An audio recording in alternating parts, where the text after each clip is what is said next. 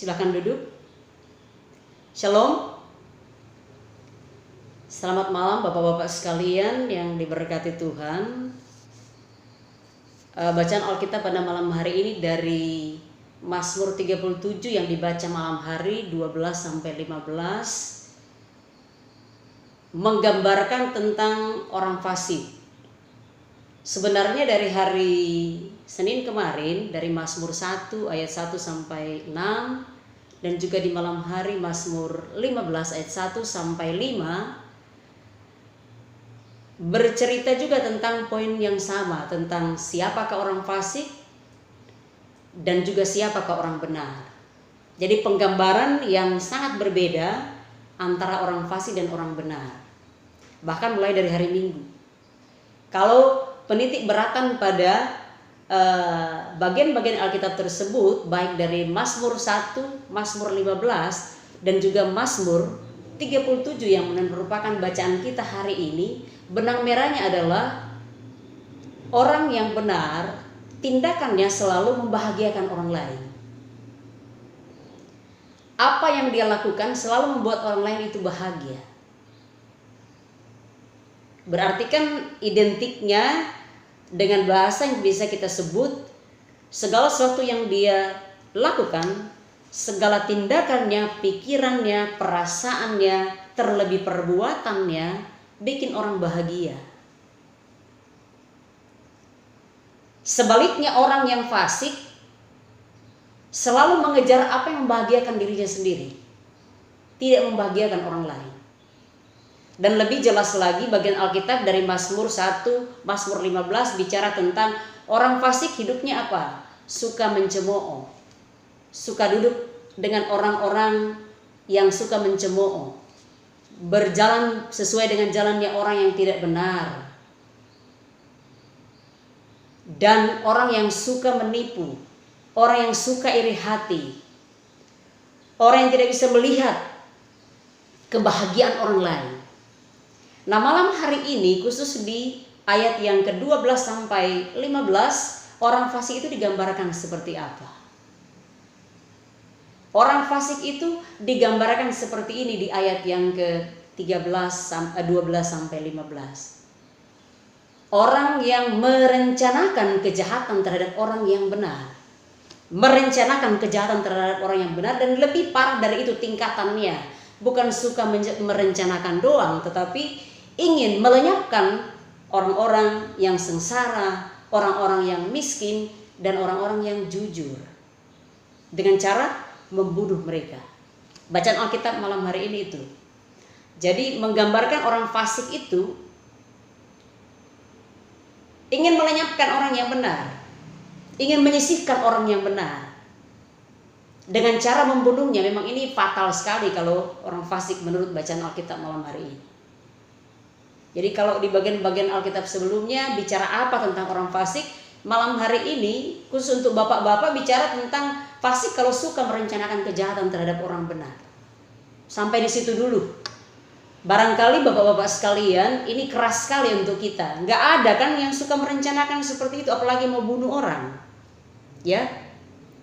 Tapi kalau kita melihat media-media masa sekarang ini banyak kejadian-kejadian yang menceritakan seperti bagian Alkitab malam hari ini.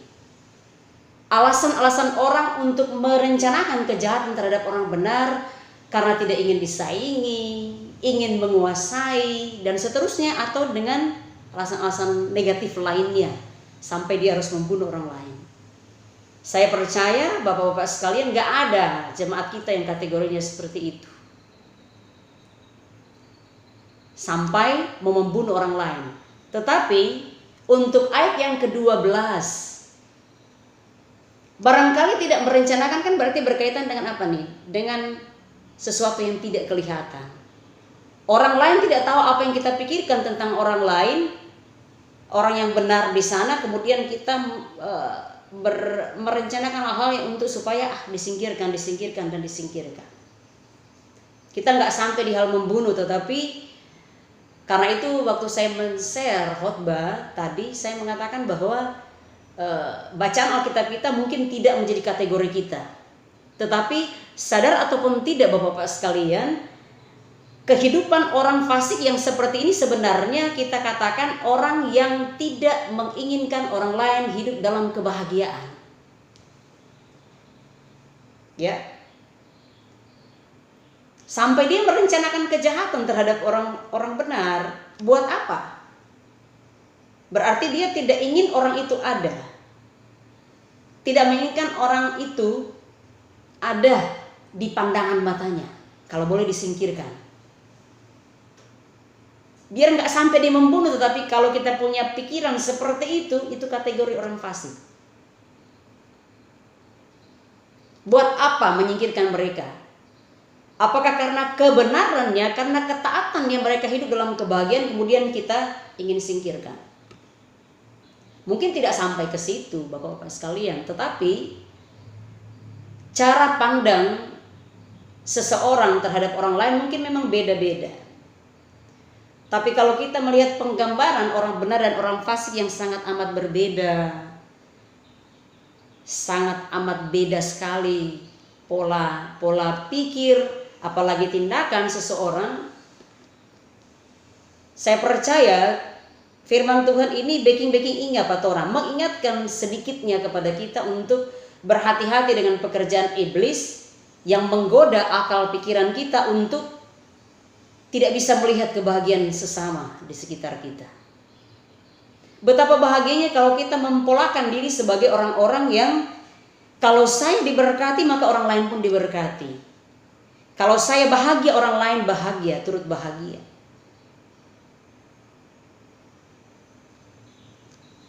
Orang fasik yang digambarkan di sini tidak sekedar merencanakan kejahatan terhadap orang benar, tetapi sekaligus juga ingin merobohkan, melenyapkan, menghancurkan orang-orang lemah di sini, orang sengsara, orang miskin, dan orang yang jujur.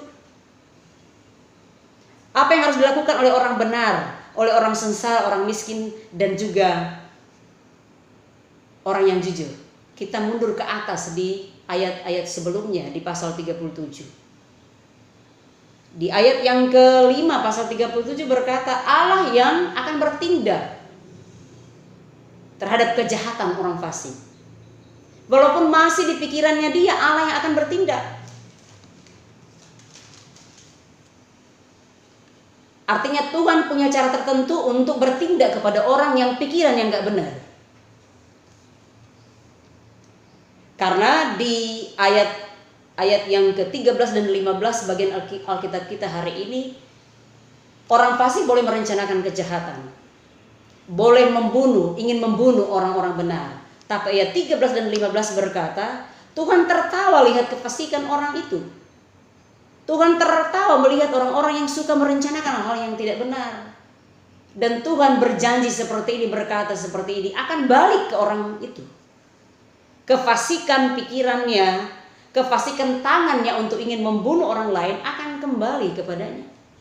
Ayat 13 dan 15. Kalau Allah yang mengatakan demikian, ingin menyampaikan satu hal kepada kita, biarkanlah orang dengan tindakan pikiran yang jahat, nanti Tuhan punya urusan dengan dia. Gitu. Sampai di situ Bapak-bapak sekalian, ternyata di realitas kehidupan manusia, menjadi orang benar pun ada yang gak suka. Ada orang yang tidak suka dengan ketaatannya seseorang. Bapak-bapak yang diberkati oleh Yesus Kristus. Jadi yang bagus kita lihat di bagian Alkitab ini adalah kalau orang fasik pikirannya sudah gak benar, akhirnya bertindak gak benar, nanti Tuhan punya urusan, bukan kita punya urusan. Tapi kan kita kadang-kadang sebagai orang benar, sebagai orang-orang yang menghadapi kehidupan yang demikian, akhirnya balas cara kerja orang fasik, dan kita juga jadi orang fasik pada akhirnya. Saya benar kok mau diperlakukan tidak adil. Saya kan sudah jujur, kenapa saya mau dilenyapkan? Saya kan orang benar.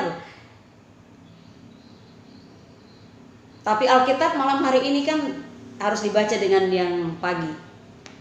Serahkanlah semuanya ke Tuhan. Kalau memang kita benar, nanti Tuhan yang bertindak, bukan urusannya manusia. Nah, Bapak-bapak yang diberkati oleh Yesus Kristus, bagian Alkitab ini kan cuma 12, 13, 14, 15, 4 ayat.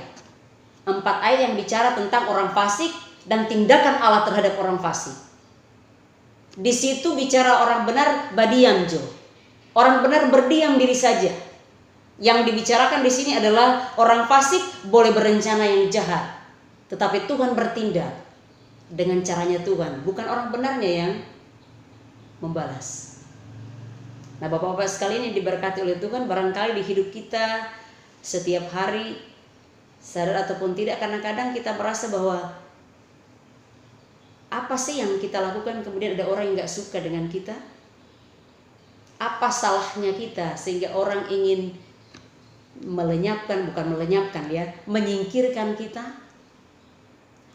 Apakah dengan alasan seperti bagian Alkitab pagi ya, orang ada yang berpikiran utama di hidupnya adalah harta dan kekayaan, sehingga dengan harta dan kekayaan dia bisa bahagia. Kalau harta dan kekayaan yang tidak bisa dia dapatkan dan dia tidak bahagia, banyak cara dia lakukan untuk supaya dia bahagia mendapatkan harta dan kekayaan dengan cara orang fasik. Berhati-hati untuk cara itu, sehingga menyingkirkan orang-orang yang mungkin bahagia oleh karena kebenaran yang mereka miliki. Karena ketaatan mereka, Tuhan memberkati kehidupan mereka. Dan ada orang-orang yang menginginkan hal itu menjadi miliknya, bertindak hal yang tidak benar dari pikiran, dari mata, kemudian orang bilang dari mata turun ke hati, berpikirlah yang tidak benar dan akhirnya melakukan hal yang tidak tepat. Mudah-mudahan Bapak-bapak sekalian, dengan bagian Alkitab ini mengingatkan kembali kepada kita, berhati-hati dengan pikiran kita yang jahat terhadap orang lain. Kalau kita ingin bahagia, kita ingin diberkati, bahagialah ketika orang lain juga bahagia dan diberkati oleh Tuhan. Amin Bapak-bapak, boleh dihidupkan kita sedikit aja. Amin. Mana jawabannya Bapak-bapak? Kita cuma sedikit, boleh, tidak banyak. Amin, mesti begitu. Kalau kita banyak, susah. Amin, ini luar biasa loh bacaan Alkitabnya. Berhati-hati dengan tompe pikiran nih, karena dengan pikiran yang jahat bisa merusakkan seluruh tubuhmu. Harusnya bahagia kalau kita lihat orang lain itu bahagia. Sekali lagi amin ya Bapak-bapak. Saya tidak akan panjang lebar. Bagian Alkitab ini cuma bicara orang fasik, tindakan Tuhan terhadap orang fasik, dan orang benar berdiam diri dalam kefasikan orang lain. Sekali lagi, tipikal orang baik atau orang benar, orang yang taat dan orang yang fasik beda. Orang yang benar selalu bikin orang bahagia. Orang yang fasik bikin orang yang lain gak bahagia. Gak pernah puas kehidupannya. Ini otaknya berjalan terus untuk bagaimana caranya orang lain tidak bahagia. Memangnya hidup ini hanya untuk gua aja kebahagiaan. Berhak semua manusia menikmati kebahagiaan. Sekali lagi amin ya. Amin. Selamat malam, Tuhan Yesus memberkati kita sekalian. Amin. Shalom. Amin. Kita mengaminkan firman Tuhan dengan Kidung Jemaat 388. Silakan Pak Kris.